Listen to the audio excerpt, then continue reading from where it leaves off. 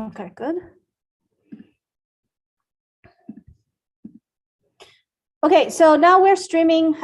So today we have two components. We saw a Piazza comment that the students are starting working on the joint project together. So Minjo, do you want to go ahead and share your screen?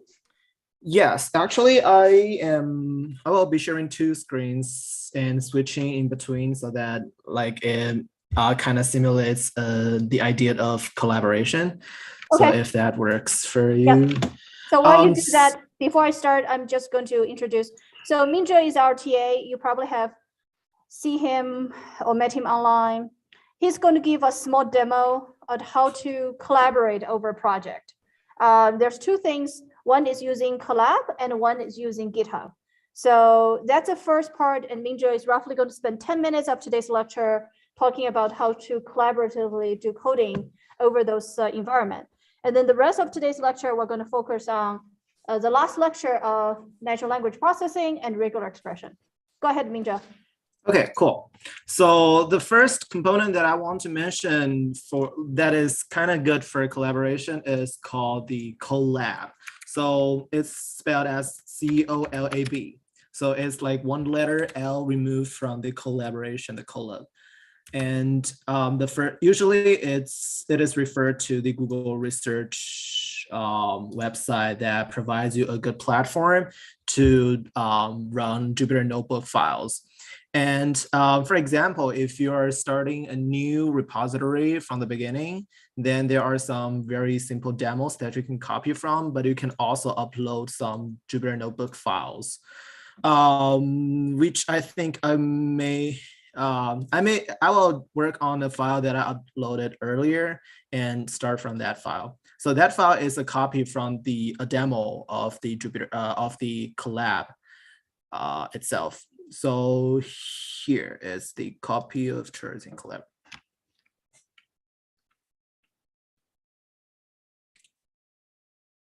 So it is a demo provided by the Colab, by the Google itself, and it has some just simple showcase of those plots that we have already known in class. So I'm not going over any of those content here, but I want to mention something about the sharing and working in a group. So here you can see there is a button here called share. You can just share this document. First of all, make sure this document is in your Google Drive so that it is your own file instead of a file shared like a file owned by Google. Like it should be a file owned by you, by yourself. And here, if you see there is a left tab here. The first one is the table. The second one is if you want to search for something. The third one is some debug things that you can check the variables. And the fourth one, which I think is the more important one, is the files, like the file directory. So for example, I think in most of your research, like in your projects, you would like to include some data sets. So here you can upload some data sets. So for example, I upload one of my picture here. And then the picture is just uploaded in this directory. Make sure that you need to know that all those data are temporary. So once you leave this session, for example, if you close this one and reopen it again, this file will disappear. And the only thing that will be preserved is the Jupyter Notebook file. So you want to make sure that you have your own copy of your data file, like in your local repository or in your shared Google Drive. But it should not, like this one is not a storage for you. It should only be a workplace for you. And you should always keep a copy of your own data. So after we upload those data, we can just load them this one is probably not good because it's a picture file. Let me see if I can have some other kind of data file. Okay, here. So for example, I have some TXT file, then I can upload the TXT file and just, let me turn, yeah. If you want to add a code, cell, just do add code or add text. It's pretty similar to the Jupyter Notebook UI. So for example, I do import numpy as np and then print np.load txt. final. Yeah, and then we run this. Oh, sorry. It's the string.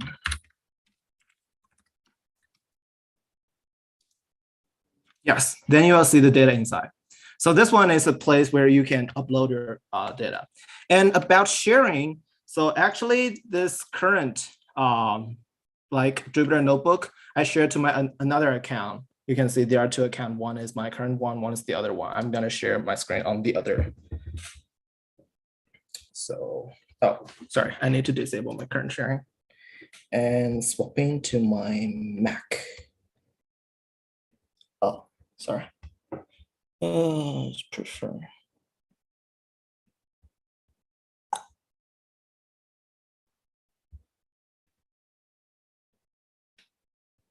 I need to enable my Mac too. Oh, I need to rejoin the room. Give me 1 sec because of the privacy issue.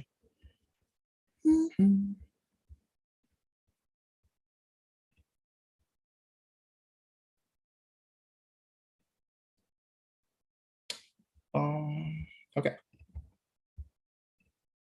Good. Can you see my other screen? So this one is my Mac also like working on the same file. So like both of my accounts are using this file, but once I make addition, like for example, I make addition here, it will not directly change on my other account. When will the change be applied to like across all the members sharing this file? When you do Control and S, which is saving this file. So after you save the file, you can see all changes saved. Your current addition will be synchronized to all other accounts that shared this file. So it kind of has some weird conflict if, like, for example, we have 2 or 3 people working on the same line of code.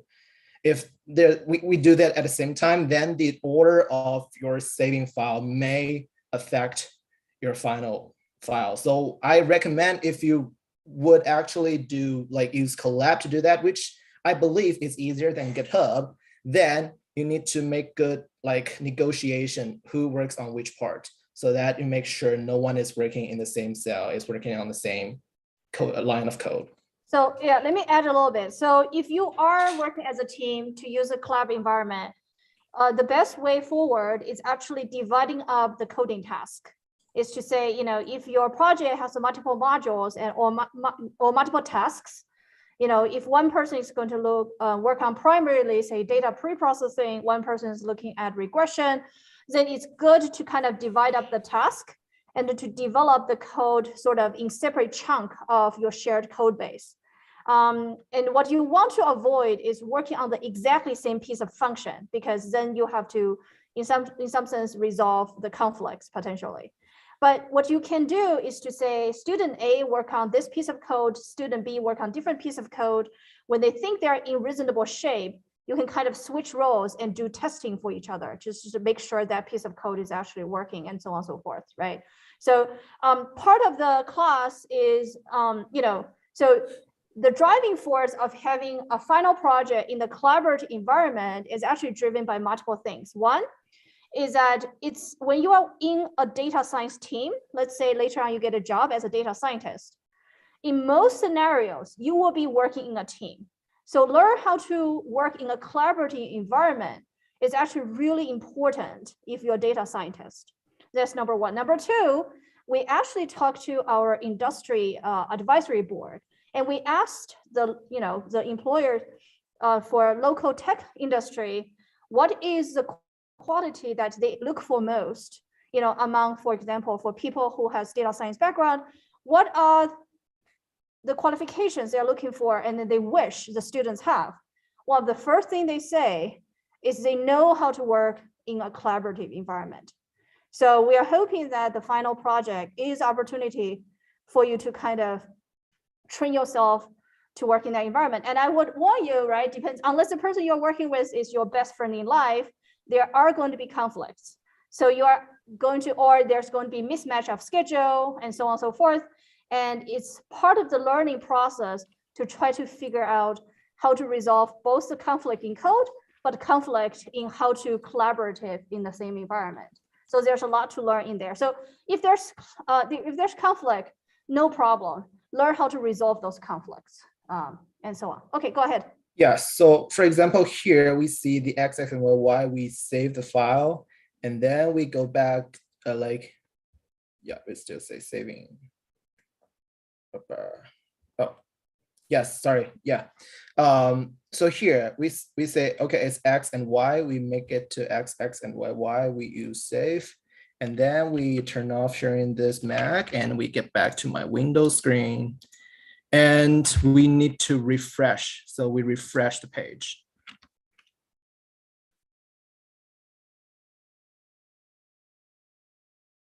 And then you can see now the code has been changed to X and Y. So the change is not applied just exactly on the time where the addition was made on the other account.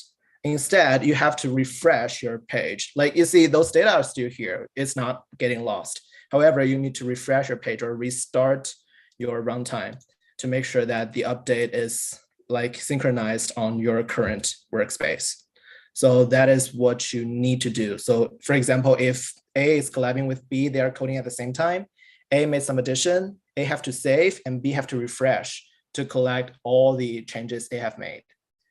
So that is the core of collaboration on Colab.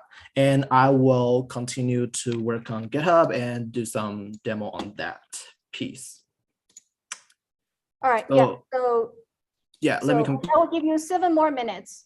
Okay, cool. So here I use a collaboration example Jupyter Notebook, and I just use our homework one as the demo, but it's all right. You don't really need to care about the content. So, so first of all, you can see my, actually, I better get to my GitHub.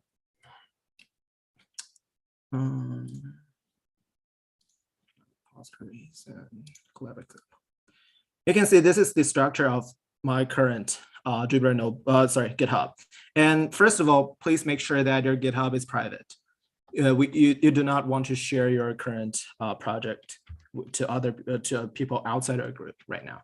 So this is the structure of my current GitHub. And then this is the file that I have, and I make some addition here. So for example, my Windows make addition doing the first problem, whatever, print problem. So this is the addition I made for my Windows.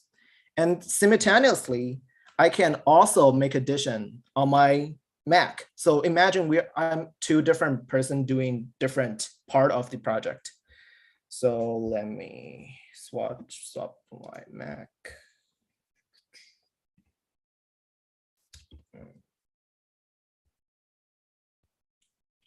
Actually here. So here I do print pro.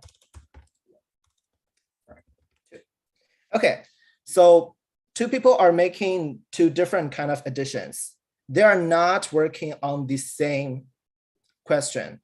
So generally speaking, it will not be too hard to merge those 2 pieces of code, because you know that 2 different codes are not two different additions are not overlapping with each other. So when you do, for example, I use Mac to update my current addition. Oh, first of all, before you make sure you update the addition, you need to make sure you save the file first. So now it's saved. And then we go to GitHub. We'll see I'm currently using the GitHub desktop to do the demo. So if you use command line, it's similar, but it is a little bit more annoying. So if you use the Windows or Mac, I kind of recommend you install GitHub desktop if you haven't. So it is a very good tool to manage your repositories. So here we can see that there is a new added file. There is a change in the example.jupyter notebook. We have some adding a new line, and then the version of my Jupyter notebook is changed. So make sure you document your change, like add problem 2. Commit and push. Okay, so that is done on my Mac. However, if you as a collaborator, someone has already uploaded a change, and you also make the change as well. See, you see, you make a problem 1, you make a change here. So now if you want to merge 2 pieces of changes, first, you need to fetch origin and get what has been updated. And now there will be an error appearing because there are 2 pieces of addition on the same file. So there is a conflict, and you need to stash your current changes and continue. And now you may look at what are the stash change. So the stash change of your, because the stash change is happening on your environment. So this is print problem 1, which has not been uploaded to the GitHub repository yet. So for example, if we look at what is on the website now, we can see that we only have the problem 2 added. There's no problem 1 yet. So you need to make sure that you want to upload this as well. So what you will do is to go to this file, example.ipynb, you edit it, and search for stash. So there is no stash file here, which is good.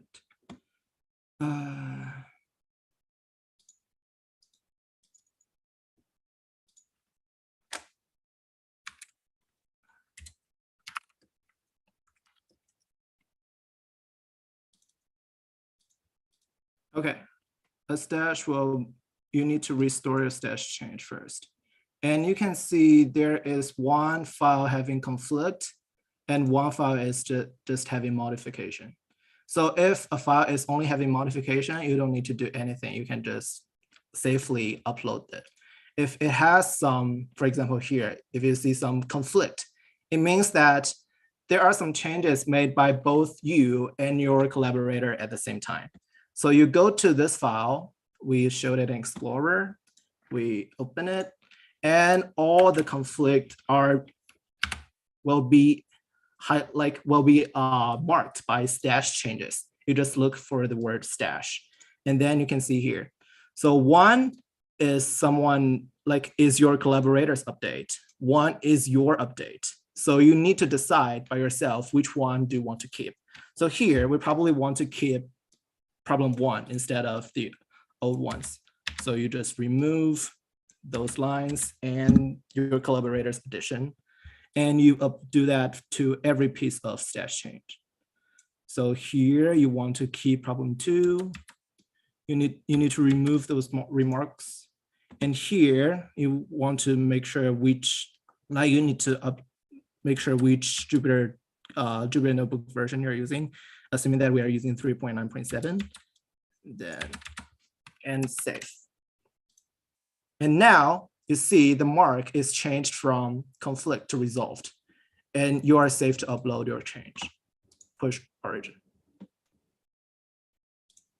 So now on the GitHub, when we refresh the page and go to the file again, you will see both problem 1 and problem 2 here. So it's a little bit more annoying because it involves because in this case, 2 people can make changes on the same pieces of code at the same time. And there is no conflict before you upload. But when you want to upload them, 1 member among your collaborator has to make the decision of which piece of code to keep. Or you want to also communicate with your collaborators to discuss which piece of code to do you want to keep if you two make the addition on the same line of code. So that is the tricky thing using GitHub. But overall, I think it's still a pretty good software to use when you want to do collaboration. That's it. All right, thanks, Minja. Is there any questions? So, so my rule of thumb is that if you, yes. So for working on Google Colab, if we make changes on there, does that change the document on our computer, or is it all kind of like Sorry, I cannot hear very I'm clearly. going to repeat the question. So Yeah, good. if you make changes, is that a change in the local copy or is a change over the account? In Colab. In Colab. In Colab, if you change here before you save, you're changing your like very local thing. But once you save, it will be changed to the online copy or the copy that is shared for everyone. So is that it's basically a copy over Google Drive that is yes, that is viewable by both parties. Yeah. yes. Yeah. So okay, my recommendation is that if you're uncomfortable, if you have never used Git, Colab will be a much easier environment. But if you're comfortable with Git, like for me, I like Git command line. So then you basically have to be ready that each time you pull or update, you might get some potential conflict, and you kind of need to resolve those conflicts, right? So in a sense, that Colab is hiding the conflict by who's saving it first, in a way. Okay, all right, any more questions? All right, if not, let's move on to today. I have 1 hour left to go over today's content. Okay, so again, today's lecture is lecture 12, and it's over one last lecture on NLP. Again, it's only a taste of what you can do.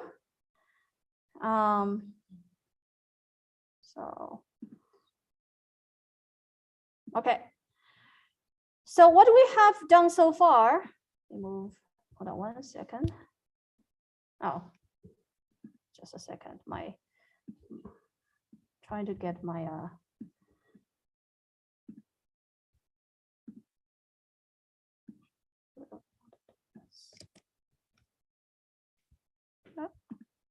not the window I want. Okay, can folks see it? Okay, so today we have 2 modules. One is on using NLP library, and one is on regular expression. And both of those modules are going to be a small taste of what you can do. So if your final project is involving natural language processing, then there's a lot more to learn. So today we're going to focus on sort of the NLTK library, which provide a bunch of NLP capabilities. There's also other libraries like Spacey. So if you are using, if your project is based on NLP, there's additional libraries you can use. So in the previous guest lecture, we actually talked about sort of there are various NLP tasks, such as speech tagging, information extraction, sentiment analysis, and parsing. So today we're just going to first start by looking at using this NLP library, NLTK, together with Skip2Learn to do some basic NLP tasks.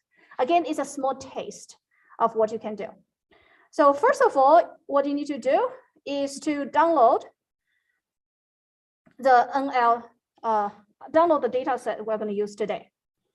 Okay, so we just say download all, and there's a multiple data set. And then we're going to have some initial setup here, which in this particular case, this initial setup is setting up sort of k-nearest neighbor classifier, so some skitler, some NumPy, and some plotting capabilities. Now, the first thing we do is we're going to import some of what we call text corpora, which is a bunch of text. So let's look at this text corpora is coming from a bunch of books. So this is looking at the first 20 words of the book, Moby Dick, and it's the title, the author, the year, and some other words following this book. Now, the first thing you do is you can see how many words are there for the book Moby Dick. So this is what I loaded as text 1 is a Moby Dick.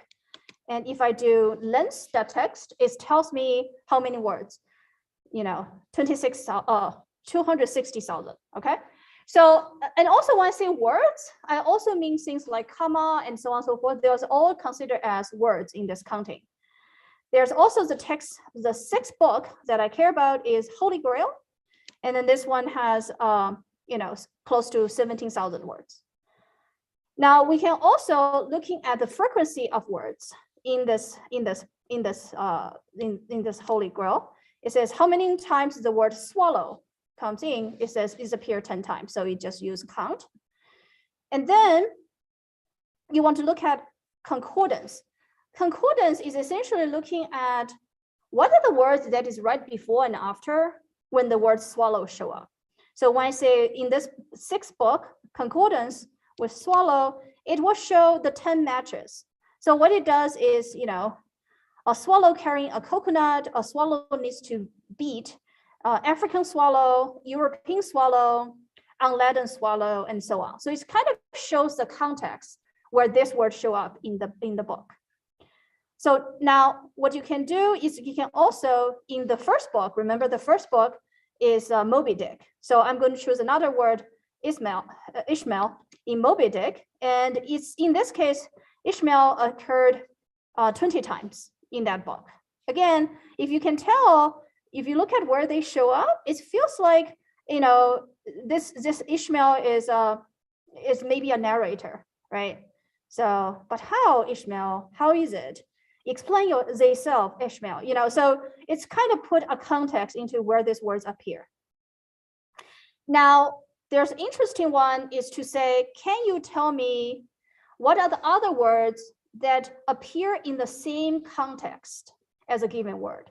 So when you say in the 6th book, which is Holy Grail, give me the other words that show up in the same context as swallow. And then the word is plover. Same words that show up as African is unladen. Okay, so we will see very soon why this is the case. When you say similar, it just means that if you look at that words, the word before and the word after, if those two words have a similar before and after words, they are considered similar. And you can also do things like coconut, right? So the word coconut, there's a lot of words that show up same as coconut. So let's look at why this is the case. Why I look at the words African, it says unladen show up. So it's just look at what is a common context, both words show up. So if I do this, it says N underscore swallow. What that means is I can substitute the underscore by African or unladen. So it means that both those words showed up in a sentence that is either said an African swallow or an unladen swallow. Right, so that's why they are showing up in a common context. In fact, what I can do is I can use concordance to show the context. So in this case, I'm going to look at a concordance of both words. Like for example, for the first word unladen, the context is unladen swallow versus the African is un-African swallow. So that's why those two words are in a similar context because the word before and after is the same. Okay. So there's also dispersion plot. Is idea is that, for example, one of the book is in inaugural address corpus, which basically looking at what the president has said dating back to 1789. So what you can do is you can kind of looking at how language evolved over time. And first of all, let me actually look at some words in this, fellow citizens of the Senate and the House of Representatives. Okay, that's one paragraph. The American secures liberty at home, and so on. So this is sort of what in the text. Now, if I actually do dispersion plot, it's going to show the evolvement of a bunch of words over time, okay? So if I do this, this is actually quite interesting. You can imagine this, you can do the same thing with how people use baby names, how baby names is evolving over the years, which become more popular. So if you can actually look at this, right? So the x-axis in here is looking at essentially how, at the word citizen is being used quite a bit. The word democracy is used more towards the modern time, freedom, duty, America, nation is pretty universe. God is actually used much more, and military kind of, so it kind of shows, how, how text appear and disappear over time. Okay. Now, the second part is you can also look at statistics because it's a library that is for the basic NLP task. So there's a function called frequent dist, which is looking at the distribution. So for example, we can first find for the first Moby Dick book, we're going to find the most common 50 words. And then we're going to look at how many times whale appear, okay?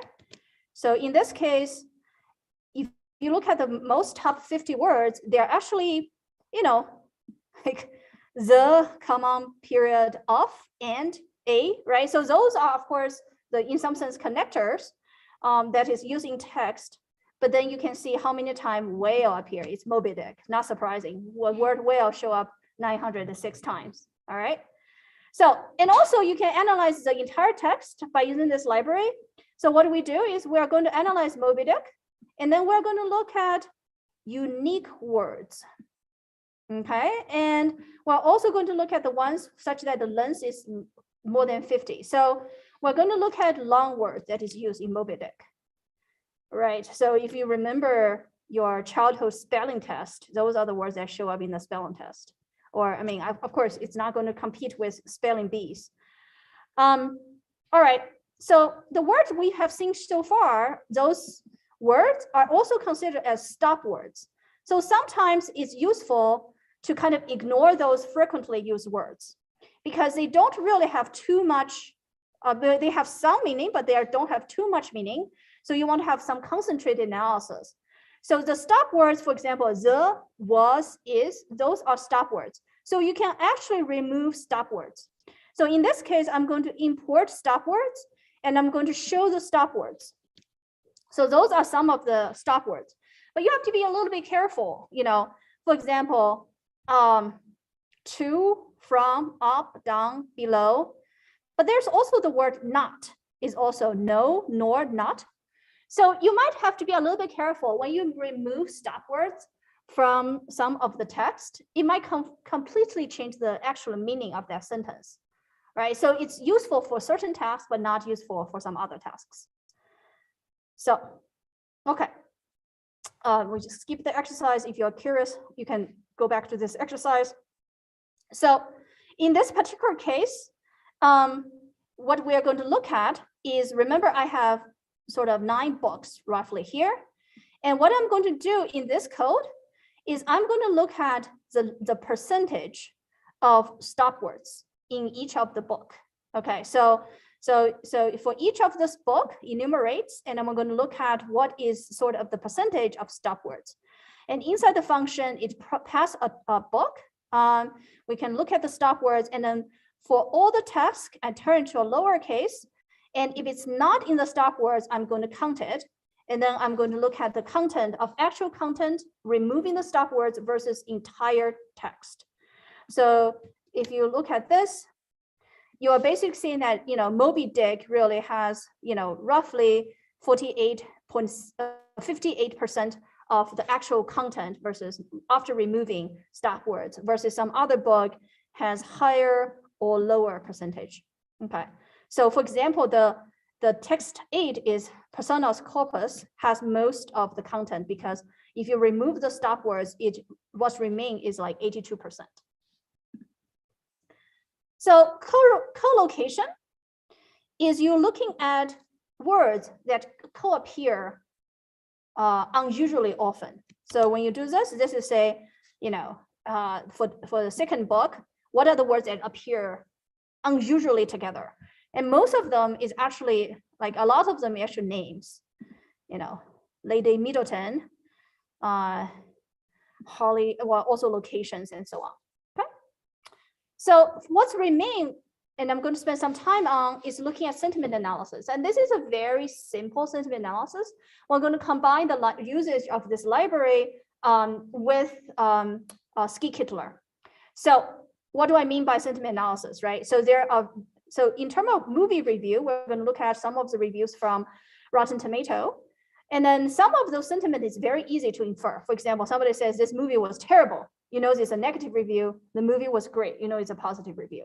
So what we're going to start is we're going to obtain a bunch of review. And this data set is a bunch of review. It has 1,000 positive and 1,000 negative movie review. So let's just look at, you know, the first 5 of those, which is all negative reviews, and each one of them contains the actual review itself. So So for example, once I have looked at sort of the review field, I'm going to look at the positive reviews and then the sort of sum of those. So those are the files. So now what we can do is we can look at sort of over the reviews, the ones that is positive, and count how many are there. And as I told you before, there's a total of 2,000 reviews.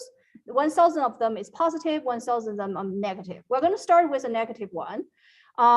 This is sort of a review by Mod Squad. Has anyone even watched this? No? Okay, yeah, this is a pretty bad one. It has a rotten tomato meter of 3%. So if you actually look at sort of some of those review, you can actually access some of this review. For example, it's a review like those that makes a jaded movie reviewer thankful for the invention of Timex Indigo watch, blah, blah, blah. There is avoid the film at all costs, right? There's another one, which is, so this is an example of a negative review. So how do we know it's negative? I mean, we have some sort of label already, but it's negative because it says it's a movie like those make a jaded movie viewer thankful. Sounds like a cool movie, doesn't it? After the first 15 minutes, it quickly becomes apparent that it's not. So this is actually a very interesting text. If you are doing sentiment analysis, if you only parse the first part of this, it's not clear, whether this guy is being sarcastic or not, right? Sounds like a cool movie and so on, but then it quickly become a negative and avoid it at all costs, nothing spectacular, even he's not enough to save the convoluted mess. So these are all part of this negative review. So now what we're going to do is we're going to build a very simple algorithm to perform sentiment analysis. And in fact, it's a sentiment classifier that we're going to try to predict whether a review is positive or negative. So what we have here is we are going to create a data set where the positive review is labeled 1 and negative review is labeled 0. And for example, remember my data set coming in, the first 1,000 is positive, the first 1,000 is negative, the next 1,000 is positive. So I'm showing essentially sort of, in this case, the first review is negative, and then the first positive one starting from the 1,000th review. All right, and then what we're going to do is for each of the individual review, you are going to collect it into a nested array. So for example, so all those reviews we're going to see is I can access for a particular review the first 10 words. So this is the first 10 words is movies like those that make a jaded movie. So those are just, you essentially use the library to really parse all the reviews and put it in this array of arrays. So now what we do is we're going to process this. And the high level picture of my classifier is I'm going to take all the reviews. For each review, I'm first going to do is to remove all the stop words because they are less sort of meaningful. So I'm just going to remove the stop words, and then I'm going to get the most common words. Okay, so this part here is so if you look at this nested condition, is I'm going to remove all the words that is stop words.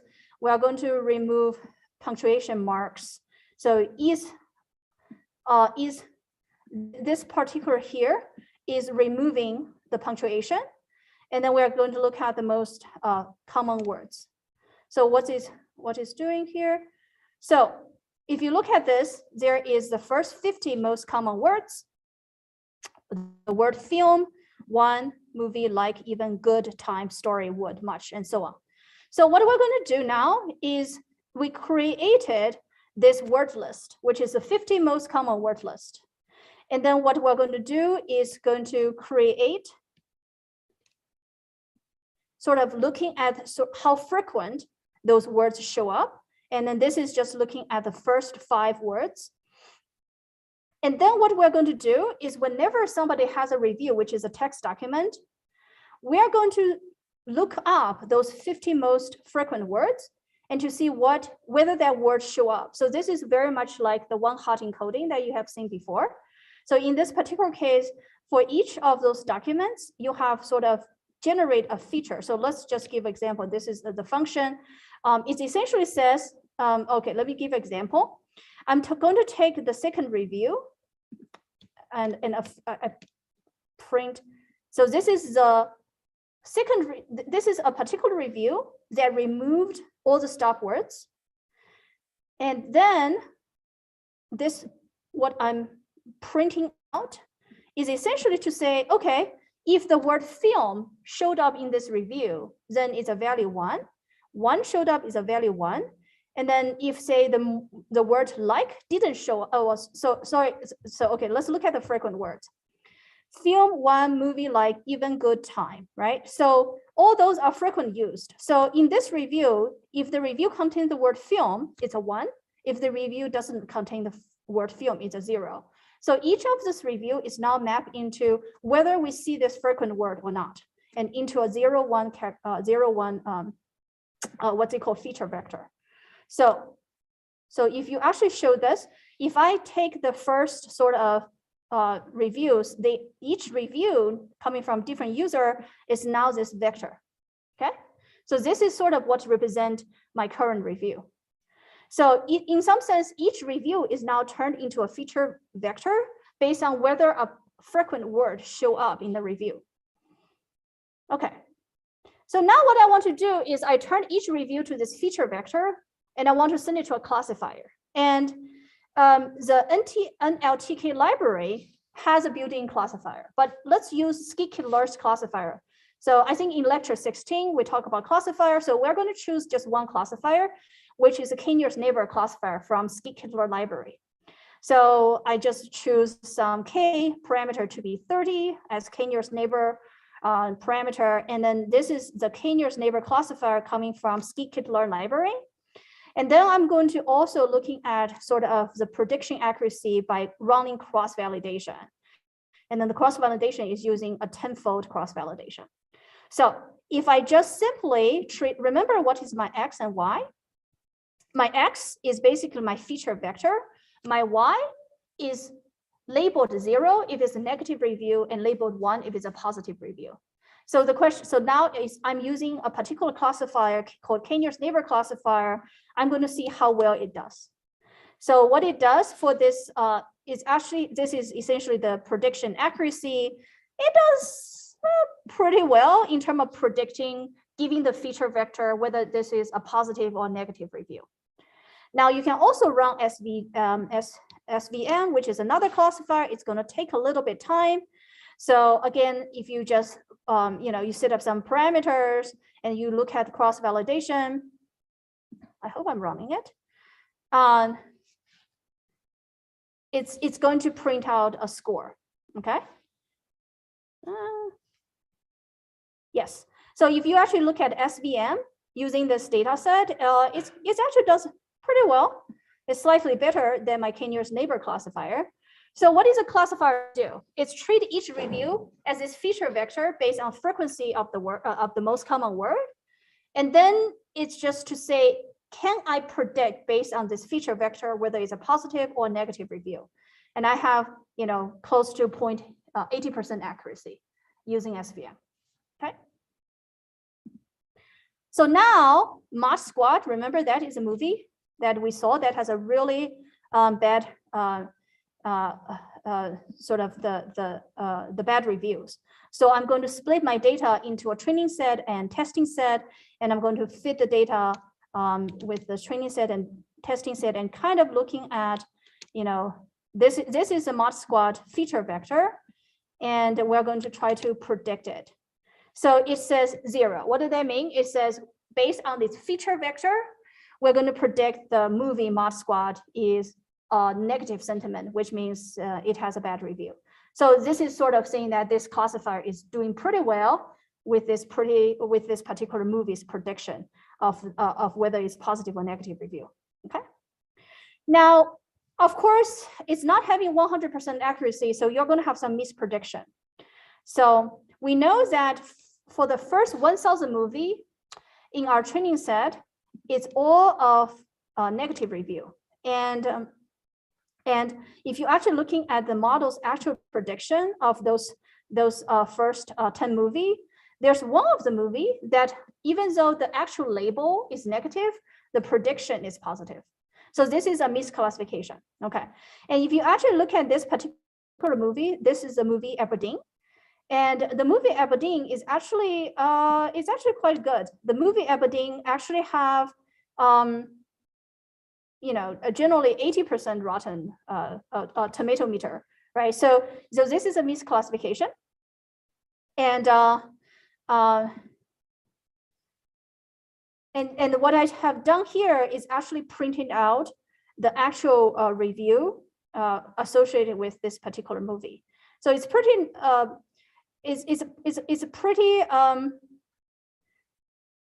you know, this is a particular negative review associated with this movie, but it's not horrible, right? If you actually read it, it says, well, yet this ever reliable Swedish actor adds depth and significance to the otherwise plodding and forgetful Aberdeen, sentimental and painfully mundane European drama, right? So it's, even though it's a negative review, but it's not that bad compared to, like, you know, avoid this movie at all costs. So this kind of give you a justification why your classifier might misclassify this particular movie. So, okay, so there's a question remote. Let's see. Okay. All right, so we could have also used a classifier from the library itself. So, you know, we use a skikit classifier. Now what I can do is use, you know, following the NLTK book, it loads some documents, and in this is basically, I'm getting a bunch of words, you know, it's kind of looking at what are we working with. So now from this document, what we're going to do is we're going to get the feature vector. Sorry, just a second. Okay, so again, this is very similar to the previous one. We kind of look at, well, does this particular document contain the word film? Yes. The word one? Yes. It doesn't contain the word good, so false, and so on. So this is just looking at, again, what is my, whether I contain the frequently used words. And now I'm going to split my data into sort of training set and testing set. And then most important function you do is this naive Bayes classifier, which is provided by NLTK. So it just give you, you know, this is a classifier that comes with the NLTK library, and then you can print the classification accuracy for this classifier over my testing data set. So and then it's going to show the most informative feature. So now what happened in this with the naive Bayes, you can see that it's actually performed very similar to the SVM. It's obtained 88% accuracy, and so on. And it can also talks about what are the most informative feature in this prediction. Things like the word outstanding, sequel, wonderfully, and so on are, you know, are very, you know, awful, wasted. I mean, if you think about when you are writing movie reviews, those are some of those more extreme reviews that indicate your sentiment against this movie, right? So those are some of the words that show up that help with the predictive, help with the prediction. Okay. All right. So you can, of course, use more data. You can use, you know, more custom models and so on to actually do your classification. And here is just a quick example of what you can do. Okay. So that's the first module. Any questions? Okay, if not, let's move on to a second one.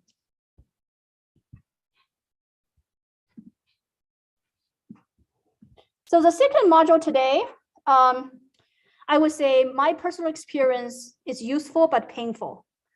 So it's regular expressions. So regular expression, think about regular expression as a pattern matching. Regular expression is basically match strings. You provide a pattern and you see whether the text you're looking at match that pattern. So the basic syntax is really, you call this RE module, regular expression module. You search within some text the pattern you have provided. And the pattern is basically the regular expression. And then the match is a result based on the search. Okay. And also when you call search, this is sometimes people most mistaken. When you call a search, it only records the first occurrence of the match. But if you want to see all of them, you need to use the word find all. Okay. So we have also already seen the thing split, which is split based on some regular expression. But let's start with a simple example. Once you get used to it, you will appreciate the usefulness. But in most cases, if you're coding regular expression, you most likely will have look up a manual over some of those keywords and see what they mean. Okay. So first we do is we're going to import the library. And then I have some example text, right? An example animal, cat, animal, dog, animal, hedgehog. It's just a text. Now we are going to say search. Okay. And what we're going to do is we're going to match this. This is now my regular expression. Okay. What does this mean? It says I'm going to try to find in the sentence I just provided. I want to find a match which begins with the word animal and ends with 3 single letter. Okay. So if it's match, meaning that I found a match, otherwise I said did not find. Oh, actually, let me just disable all the output first. So the output is found, right? Because what I did is I found the first instance of beginning with the word animal and with column and then cat. So 3 characters. So this is what I found. So what it did is found exactly a pattern that you specified in the text. All right. Okay. So now the R before the string means that, I would want to treat this as a raw string literal. So it shouldn't, so everything in there, I would not interpret it as escape characters. Okay. So otherwise, if you really want them to match this escape character, then you have to do a little bit extra. Okay. So that's what it is. So now there's other patterns you can do. Now we can say, well, I'm going to provide the 2 character SC in the word data science. I want to find the occurrence of it. So this one just to say, okay, I found it because in the word, well, concatenated word data science, SC does show up. So it says, I found it. Now, if you want to find occurrence of sort of the left, bracket, you will find it. It says, okay, it's there. Now, what's interesting is there are some special characters that you need to take special care to try to match it. So if you just to say R, this symbol right here, where you really want to find, to the power of this symbol in there. But if you just directly call it, it will not look for this symbol because this is a special symbol. It actually will go at the beginning of the string, and it didn't. And then it's just say search for the beginning of the string. But if you really want to find this specific symbol, you do \. Just to emphasize, this is actually a symbol I'm looking for, not the beginning of the string, because those are special characters. So in this particular case, it's going to say, oh, okay, you are actually looking for this specific symbol, and I found it in the middle of it. Same thing is that if you use the symbol, the period, if you just look for this, it just find a single character. So you're like, oh no, what does this mean? This dot or this period is again a special character. So if you say this, it just means I'm going to search for the first single character. And of course, for the word datascience.net, the first character is D, so it's going to return D. Okay, so now dash lowercase w means it's a word character. So what does it mean? It's lowercase, uppercase, digit, and underscore. So if I say, okay, search for the first word character in the string data science, it's going to return D. If I search for the first word character, and remember the left bracket is not a character. So in this particular case, I'm going to search for the first word character. It's going to be for D as well. Okay. Now, here are the different syntax. If it's /uppercase, it means find the first non-word character. So in this particular case, the first non-word character is left bracket. So in this case, it's going to return the left bracket. Okay. Now, /s means single white space. So space, new line, return, and tab, they're all single white space. So if I do this, right, so now what I'm doing is instead of search, I'm splitting. So I'm splitting my sentence by the white space. So what this does is it's return an array of 2 words. So you can see there's some operations that in regular expression that enable you to parse the sentence a little bit as well. However, again, this is something you should look up frequently. On /uppercase s is matching non-white character. So for example, I have this particular thing, which is begin with a white space, but I'm going to search for the first non-white one. And this is going to return non-white space. So this is the first sort of real character is capital I. So that's what it returns. And then -t, -n, -r are matching things like tab, new line, and return. So for example, in here, I can first print, I have intro data science with a tab in the middle, and I'm going to split it based on this tab. Okay, so when I split it, I'm going to split it based on where the tab character is. So this sentence is into 2 parts. The first part that is before the tab, and then after the tab. -d matches decimal digits specifically. So in this particular case, I'm going to find the first digital thing. So it says 2021. So the first digits is 2. Okay. So there's more things in here. This symbol matches the start. The star matches the end. And you're going to see a little bit more complicated regular expression. So repetition is repeated with plus sign. It means I'm going to match 1 or more occurrence. So what does it mean? I have the word intro data science with a lot of O in there. And I'm going to match at least 1 or more O in that character. So when I search for it, it's going to find all the occurrences of O because it's a drooling intro word. So there's 5 occurrences of O. The star matches 0 or more. So plus is 1 or more, star is 0 or more. Okay.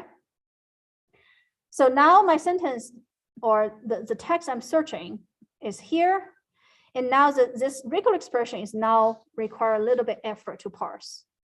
It's going to start with some, I'm going to match some digits, and it's going to have 0 or more white space, and a digit, 0 or more white space, and a digit. That's the pattern I want. So in this particular case, it's going to find, starting from 1 because it's 1, and then 0 or more space. Oops, I did not want to do that.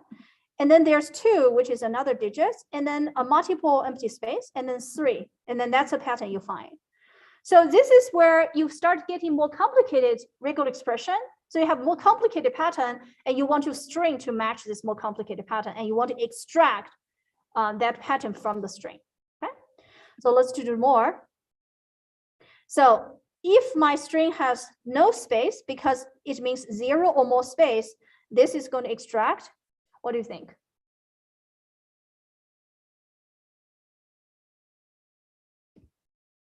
Digits, 0 or more space, digits, 0 or more space, digits. Anyone? Exactly. So this is going to be 1, 2, 3, right? So because the star means 0 or more, so you can say, oh, it's there. It's not there. It's still fine. Now the next one is we can say, okay, I want this regular expression right here is I want specifically the sentence, the word I'm searching for start with the character D. And then it's going to have one or more words, okay? So in this particular case, what's it going to look for?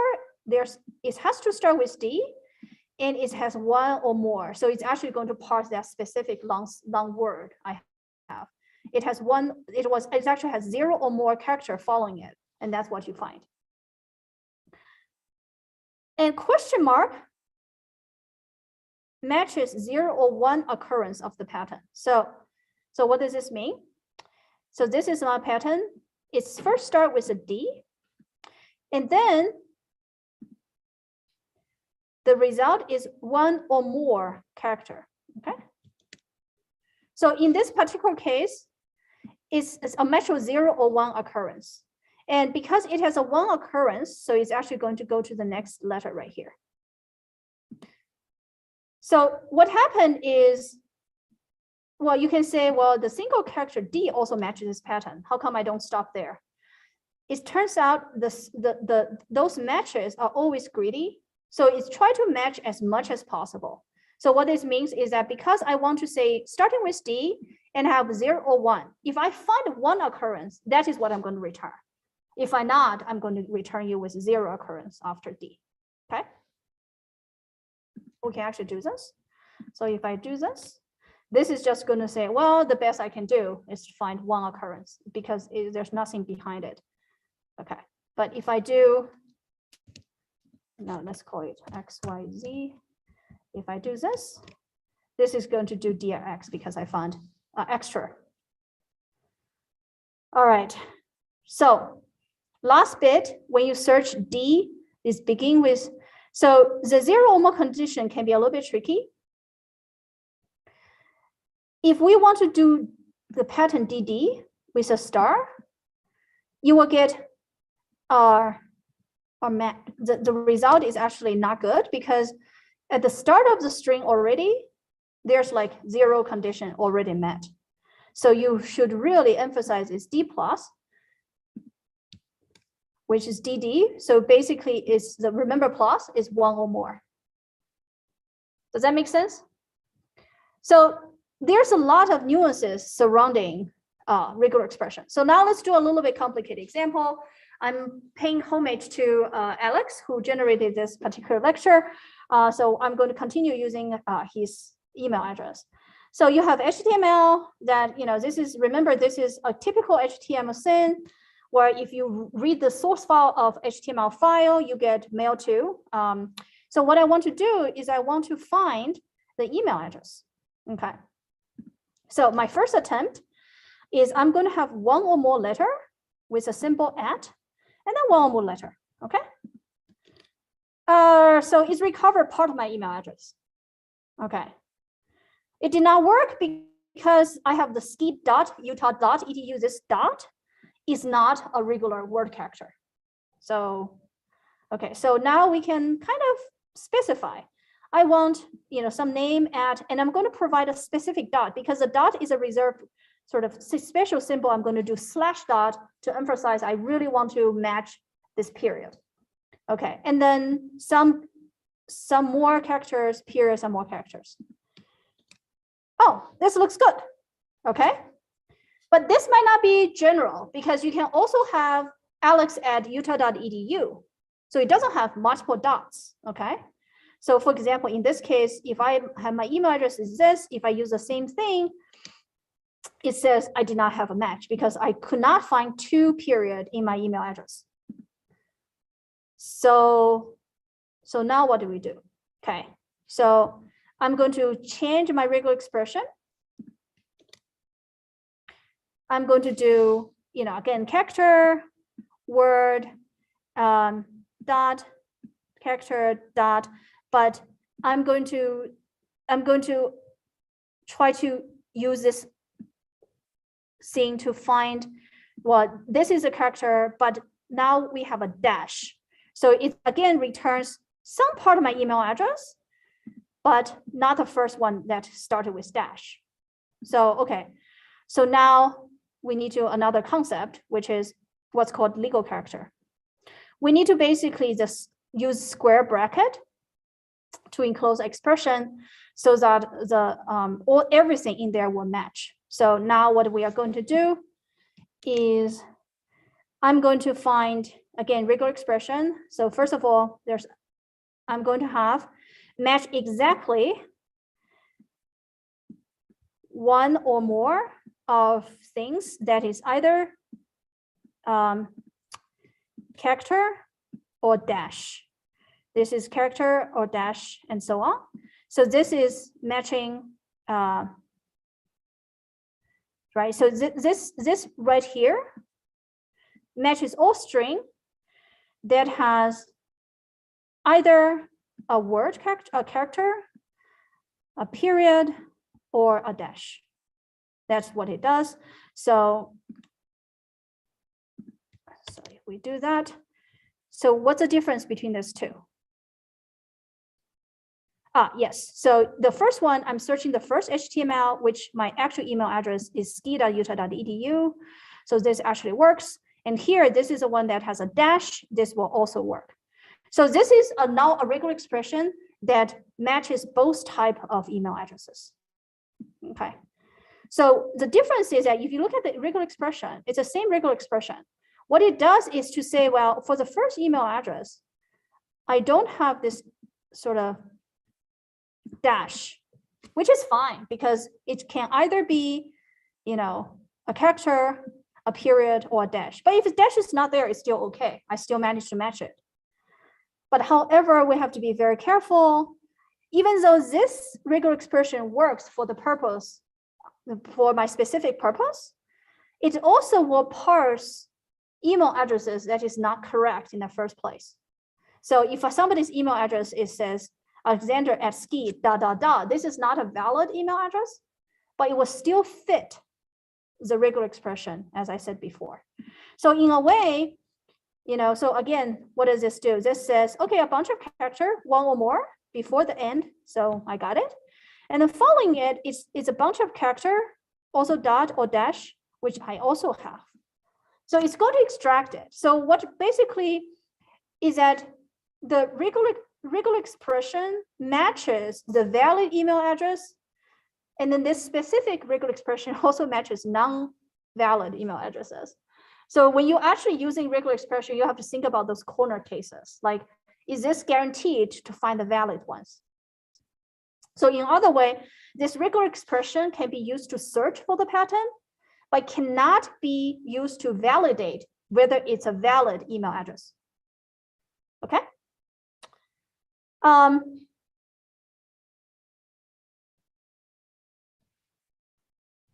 The other one is grouping. So you can group them together. So in this case, when I do grouping, I'm saying that I'm going to look for the pattern da, and this specific pattern da, I can have it repeat one or more. So specifically, remember I have das data science, da science. So here is repeated 4 times. So it's actually find this specific pattern 4 times, right? So this is for searching for repetition. Okay. So the group, we have been using the group provide ways to access it. So this is particular case, again, you have a URL and have a regular expression. The regular expression is search for, okay, anything that begin with ref equal, which is right here. And then I'm going to have this among all those 3 type of characters, character, comma, and then period, and then 1 or more, okay? So when I first find the match, the whole match matching this pattern is basically this piece right here. And what we can do is we can actually looking at the group that is matched at index 1. So what do I mean by that? So this is the whole thing that matched the pattern. And then what the group matched at index 1 versus index 0, index 1 is a later part of the string. So maybe what we can do, index 0. The piece that match at index 0 is a whole thing. The piece mixed at index 1 is the second part. Okay, now remember we're always been using search. We also have, which only returns the first occurrence. If you use find all, it's going to find all the occurrences, okay? So in here, there's multiple email addresses in here. And if I use find all, it's going to find all the email addresses, okay? And of course, you can now separate you can also use find all to separate the actual username from the actual domain of the email address, okay? And then also, if you want to go further, can someone tell me what this regular expression does?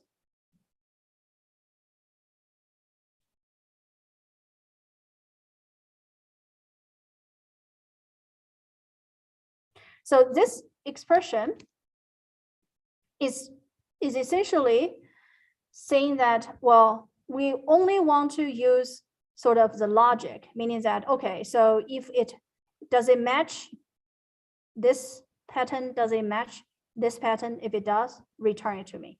And that's it. Okay, so there's a little bit more information. By default, we kind of see the example. Regular expression are very greedy. So it's going to try to match as much as possible. So again, we're using regular expression to find all occurrences. The occurrences start with left bracket, repeat any character a number of times, end with this. So if I do this, it's going to start with left, right? And then it's going to end with the last bracket. So this whole thing matches this pattern. So this is the greedy one because it says, let's match this pattern as much as I can. So it gets the entire thing, the first left bracket and the last right bracket. But sometimes you want it to behave better in a way that I don't want it to be greedy. So I want to find the first sort of left bracket and right bracket that matches this pattern. And then in this case, what happened is that it's going to match, oh, this thing is left and right. Okay, that's pretty short, but it's matched the pattern. Let's return it. And now find the next one. And now find this one. And then the /I, which is the last one. So in some sense, again, we're using the question mark, basically says the matching that we're going to match on the left is not greedy. Okay. You can also define what's called custom character sets, because remember /S and /S, those are corresponding to entire branch. For example, /W is, let's see, right, so you have number, digits, /W is a word. For example, /W covers all of this, including underscore. So what we can do in the custom one is I want to only provide the legal characters that I'm interested in. So in this case, I want everybody, I want to match one or more digits from 2 to 9, okay? So if I do this, I only need 2 to 9. So 2, 3, 4 is within that range. That's what I'm going to return. Here, this is what's interesting. When I do this symbol here, it means I don't want anything that begin with 0, 1, or 2. So the next one that begin with it is 3 and 4. So that's what it is. Okay. So it's either to say, well, I want those characters specifically, or specify I don't want those characters. Okay. So what about this? What do you think it's going to return?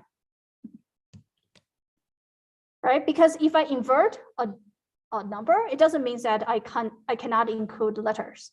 So you just say I don't want those letters, or don't want those numbers, but I can have other letters. All right. Now you can also specify number of copies. So this is this particular thing. So in this particular case, I'm going to look for this particular pattern. Right. This is, I'm going to search as much as 3 copies of this pattern. Okay. And then of course, in this particular case, there's only, so 3 copies, meaning that you have three sort of area code pattern that goes with from zero, left parenthesis and right parenthesis. So it's just, I'm recovering the area code, okay? Now, this is saying that I can also match either two copy of the digits or three copies. So either I'm looking for 857 or I'm going to look at 2-digit patterns. So this is what you do.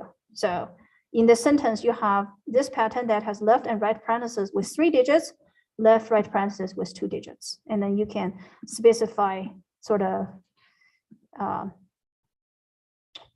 range of number of digits you want. Finally, you have or. Okay, so you have a sentence and you want to find sort of occurrences of this. Okay, so what it does, it says, okay, find in this particular sentence occurrences of some of those words. And it found 2 occurrences, Monday and Wednesday. And finally, you can replace. So you can use the word sub, right? If I found in my sentence some of those words, each of the words, I'm going to replace it by the word weekday. So this is a substitution. So the previous sentence is we could meet Monday or Wednesday. I substitute the word Monday, Wednesday by weekday and weekday. So we can meet Wednesday, a weekday or weekday. So there's many other functions that you can use from the regular expression library. And again, the typical rule is when you actually want to parse a certain string, the best way to actually generate that regular expression is by trial and error. So you want to write your original thing and see if it works. If it doesn't, maybe I'm missing a plus, maybe I'm missing a star, and you kind of do a trial and error to find your sort of regular expression that works. And usually regular expression is used to match a certain pattern. Again, you have to be very careful. They're not used to validate if your string you find is valid. So that's example for the email address example, that your pattern might also match non-valid email address. So it cannot be used for validation purposes. Okay, so that's it for today. Any questions? Yes. If the only difference between search and find all, that search only returns one instance or find all of the. Exactly. So usually search is more like existence. Give me the first pattern you find that matches this pattern and I'm done. Find all is going to find all the patterns that matches it. Yeah. Okay. If there's no questions, folks, that's the end of today. I have a few announcements. So first of all, we have made a requirement for next Tuesday. Please come to class in person. The way we're going to do is we're going to pair of groups where each a pair of group are going to meet for the first part of the lecture, where they're going to present their project idea, discuss and receive feedback. And the second part, you're going to switch. But the TA and the instructor are all going to be here, and we're going to rotate among different groups to also hear what you have to say and provide additional assistance and feedback. Also, you should have found a team now. I think there's only 1 or 2 cases where the students, due to working schedule, have to have 1-person team, but you should have a partner for now. So your team is also assigned a particular TA who is going to provide a formal feedback to your initial proposal by March 29. But feel free to get in touch with the TA who's working on your project. They should have contacted you. If they haven't, I'll remind them to contact your group. So basically, they are going to be the ones who guide you through your final project process. Lastly, if you cannot make it to the in-person class next Tuesday, please email the instructors so we can make arrangement. But the mandatory requirement is you can please come to the class, because if you want to obtain feedback and have a live discussion, we can only do that in an in-class environment, and that's the most effective. So, but if you cannot for very compelling reasons, please let us know, and we'll try to figure out some arrangement for you. Okay. All right. Homework 7 due, and I believe is the last homework. Yes. So after the homework, you're just going to focus on your final project for the second half of the semester. Okay. Any more questions? Yes. So when we present, will we be like in front of whole class? Oh, no. You are going to be, it's called peer feedback. So you present your project to the other team, and they will present their project to you, and you're going to give each other feedbacks. And then the instructor and TA will kind of working around the classroom and also hear some of those presentations as well.